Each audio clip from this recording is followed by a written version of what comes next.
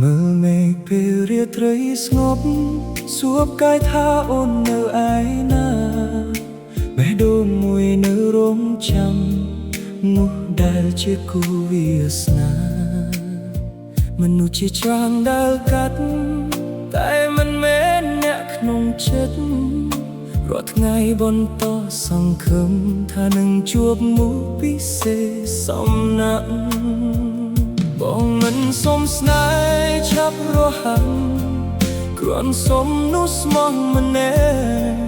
ដែលកាន់ដៃបងរហូតមិនលែងពេលជួបភ្លៀងគូព្រេងខ្ញុំនៅឯណាកំពុងរងចាំដោយខ្ញុំទេបើអូនកំពុងសំឡឹងមេឃប្រហែលយើងនឹកគ្នាដូចគ្នាមិនថាចំងាយប៉ុណ្ណាថ្ងៃមួយយើងនឹងបានជួបបងនឹងថែអូនដោយបេះដូងរហូតដល់ថ្ងៃចុងក្រោយ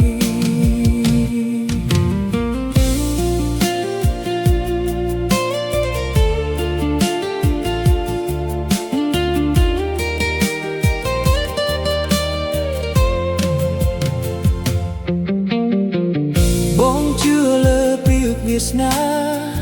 តួយឺតក៏មិនអីដែរព្រោះស្នេហ៍ពិតមិនប្រញាប់តែមកដល់នៅពេលត្រឹមត្រូវពេលថ្ងៃនោះមកដល់បងនឹងញញឹមដោយសប្បាយហើយនិយាយពាក្យមួយឃ្លាទីបំផុតបងបានជួបអូនហើយបើអូនក៏កំពុងរងចាំសូមកុំមកសង្ឃឹមឡើយ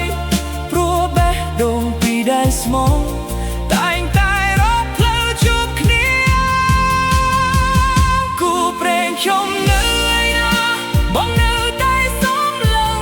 រកអូនមិនថាពេលវេលាប៉ុណ្ណាបេះដូងបងនៅតែជឿថ្ងៃណាយើងបានជួបគ្នាបងនឹងមិនណាយអូនឯកាទៀតព្រោះការរងចាំទាំងអស់នេះគឺដើម្បីជួបគូព្រេងរក